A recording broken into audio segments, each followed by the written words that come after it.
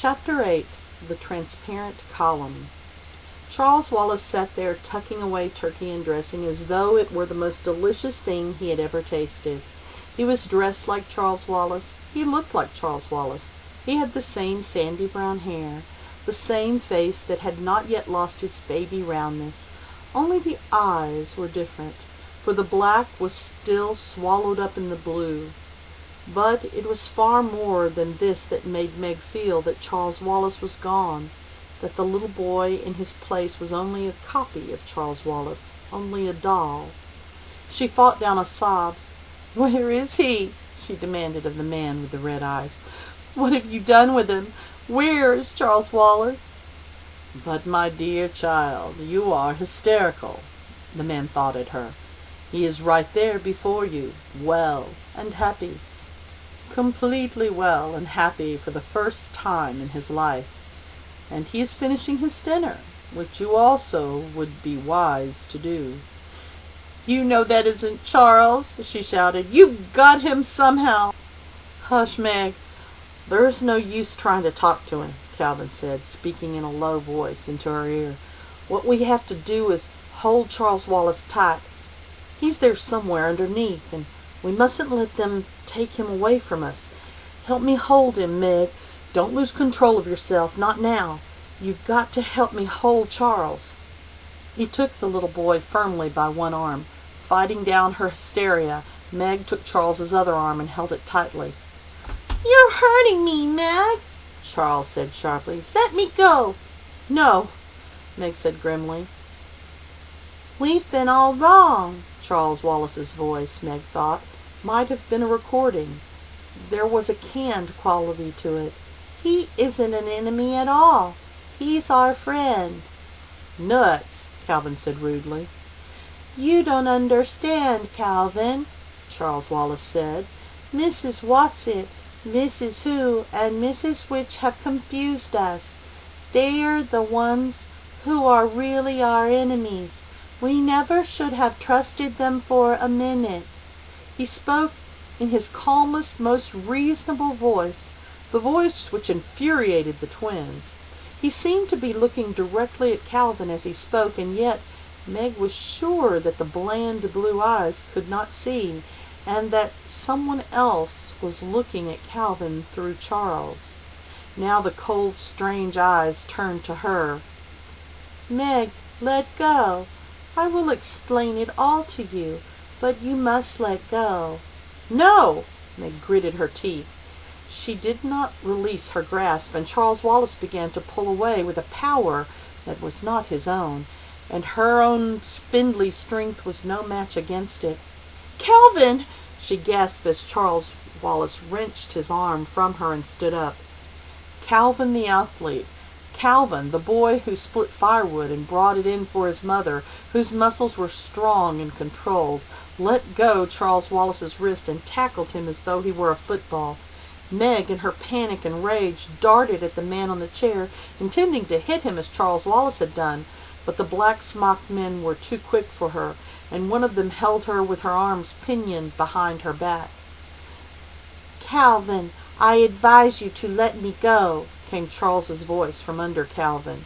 Calvin, his face screwed up with grim determination, did not relax his hold. The man with red eyes nodded, and 3 of the men moved in on Calvin, at least it took 3 of them, pried him loose, and held him as Meg was being held. "Mrs. Watson!" Meg called despairingly. "Oh, Mrs. Watson!" But Mrs. Watson did not come. "Meg," Charles Wallace said. "Meg, just listen to me." "Okay, I'm listening." "We've been all wrong, I told you. We haven't understood. We've been fighting our friend, and Father's friend." "If Father tells me he's our friend, maybe I'll believe it. Maybe. Unless he's got Father under a spell, or whatever it is, like you." "This isn't a fairy tale. Spells, indeed," Charles Wallace said. "Meg, you've got to stop fighting and relax. Relax and be happy. Oh, Meg, if you just relax, you'd realize that all our troubles are over. You don't understand what a wonderful place we've come to. You see, on this planet, everything is in perfect order because everybody has learned to relax, to give in, to submit. All you have to do is look quietly and steadily into the eyes of our good friend here, for he is our friend, dear sister, and he will take you in as he has taken me." "Taken you is right," Meg said. "You know you're not you. You know you've never in your life called me dear sister." "Shut up a minute, Meg," Calvin whispered to her. He looked up at the man with red eyes. "Okay, have your henchmen let us go and stop talking to us through Charles. We know it's you talking or whatever's talking through you. Anyhow, we know you have Charles hypnotized." "A most primitive way of putting it," the man with red eyes murmured. He gestured slightly with one finger and Meg and Calvin were released. "Thanks," Calvin said wryly. "Now, if you are our friend, will you tell us who or what you are?" "It is not necessary for you to know who I am. I am the prime coordinator. That is all you need to know." "But you're being spoken through, aren't you? Just like Charles Wallace. Are you hypnotized too?" "I told you that was too primitive a word, without the correct connotations." "Is it you who are going to take us to Mr. Murray?" "No, it is not necessary, nor is it possible for me to leave here. Charles Wallace will conduct you." "Charles Wallace?" "Yes." "When?" "Now." The man with red eyes made the frightening grimace that passed for his smile. "Yes, I think it might as well be now." Charles Wallace gave a slight jerk of his head, saying, "Come," and started to walk in a strange, gliding, mechanical manner. Calvin followed him. Meg hesitated, looking from the man with red eyes to Charles and Calvin. She wanted to reach out and grab Calvin's hand, but it seemed that ever since they had begun their journeyings, she had been looking for a hand to hold. So she stuffed her fists into her pockets and walked along behind the two boys. "I've got to be brave," she said to herself. "I will be." They moved down a long, white, and seemingly endless corridor. Charles Wallace continued the jerky rhythm of his walk, and did not once look back to see if they were with him. Suddenly, Meg broke into a run and caught up with Calvin. "Cal," she said, "listen, quick! Remember Mrs. Watson said your gift was communication, and that was what she was giving you? We've been trying to fight Charles physically, and that isn't any good. Can't you try to communicate with him? Can't you try to get into him?" "Golly day, you're right." Calvin's face lit up with hope, and his eyes, which had been somber, regained their usual sparkle. "I've been in such a swivet. It may not do any good, but at least I can try." They quickened their pace until they were level with Charles Wallace. Calvin reached out for his arm, but Charles flung it off. "Leave me alone," he snarled. "I'm not going to hurt you, old sport," Calvin said. "I'm just trying to be friendly. Let's make it up, huh?" "You mean you're coming around?" "Sure." Calvin's voice was coaxing. "We're reasonable people, after all. Just look at me for a minute, Charlie Buss." Charles Wallace stopped and turned slowly to look at Calvin with his cold, vacant eyes. Calvin looked back, and Meg could feel the intensity of his concentration. An enormous shudder shook Charles Wallace. For a brief flash his eyes seemed to see. Then his whole body twirled wildly and went rigid. He started his marionette's walk again.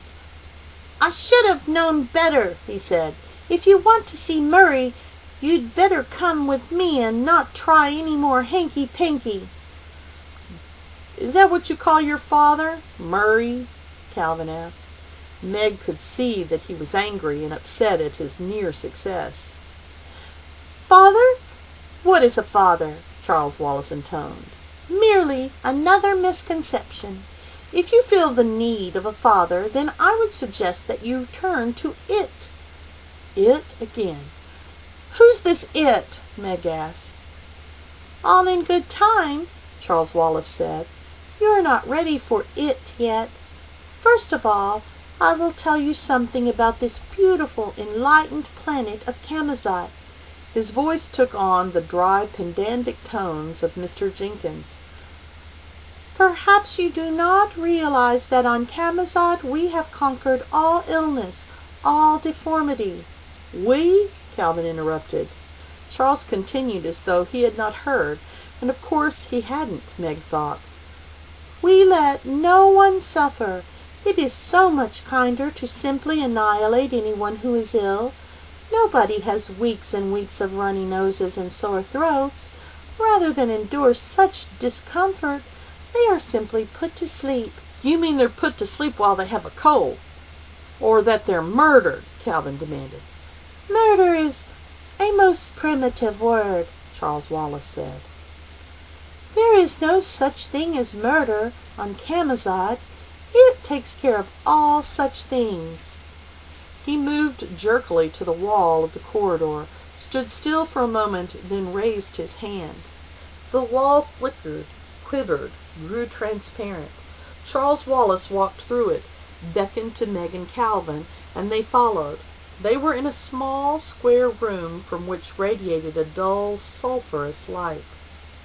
There was something ominous to Meg in the very compactness of the room, as though the walls, the ceiling, the floor might move together and crush anybody rash enough to enter. "How did you do that?" Calvin asked Charles. "Do what?"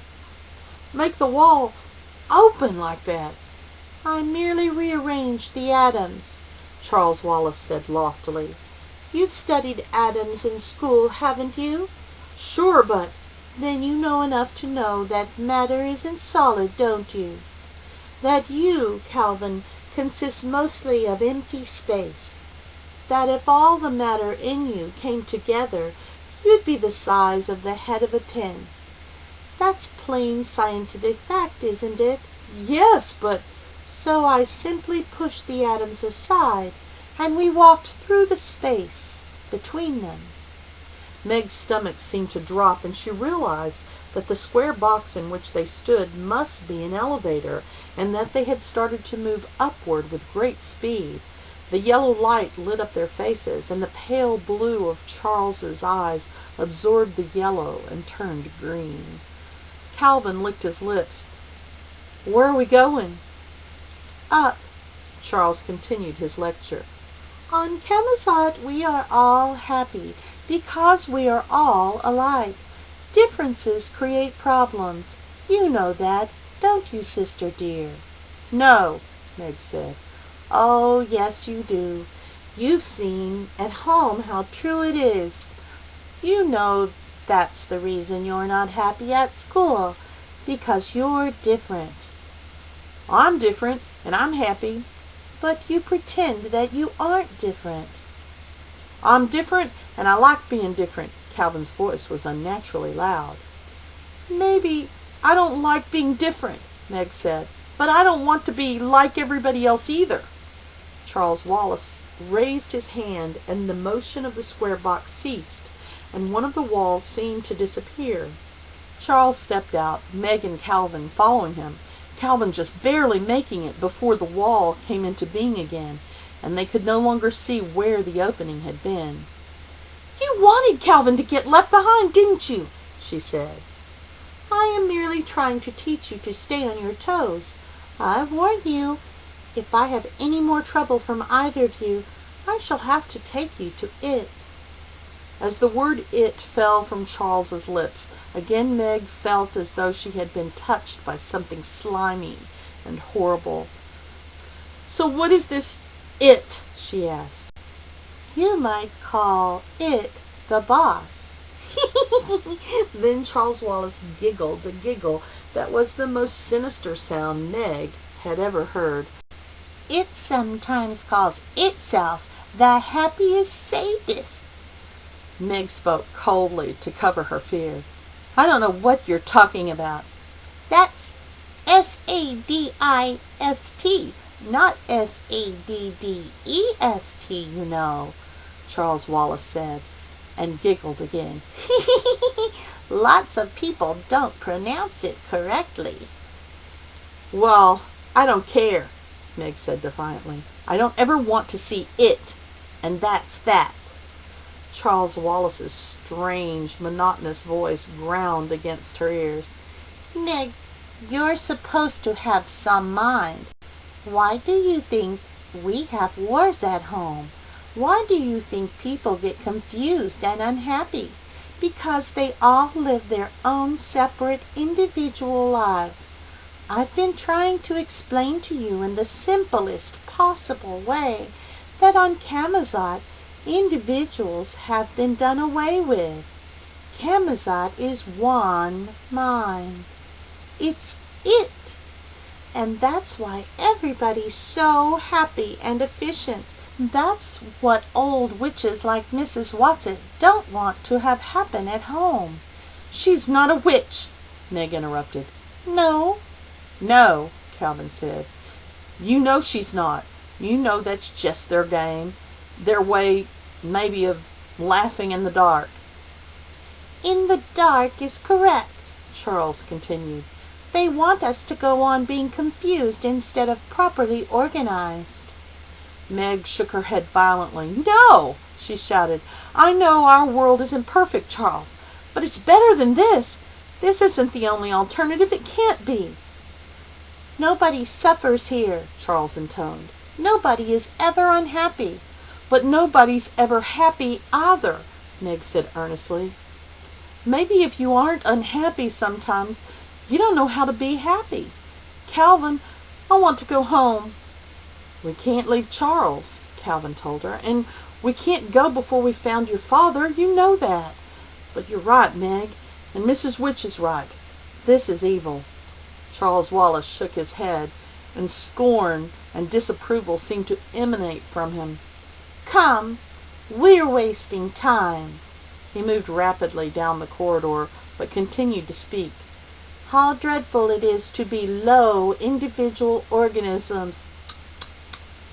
His pace quickened from step to step, his short legs flashing, so that Meg and Calvin almost had to run to keep up with him. Now see this, he said. He raised his hand, and suddenly they could see through one of the walls into a small room. In the room, a little boy was bouncing a ball. He was bouncing it in rhythm, and the walls of his little cell seemed to pulse with the rhythm of the ball. And each time the ball bounced, he screamed as if he were in pain. That's the little boy we saw this afternoon, Calvin said sharply. The little boy who wasn't bouncing the ball like the others. Charles Wallace giggled. Yes, every once in a while there's a little trouble with cooperation. But it's easily taken care of. After today, he'll never desire to deviate again. Ah! Here we are. He moved rapidly down the corridor and again held up his hand to make the wall transparent. They looked into another small room or cell. In the center of it was a large, round, transparent column, and inside this column was a man. "Father!" Meg screamed.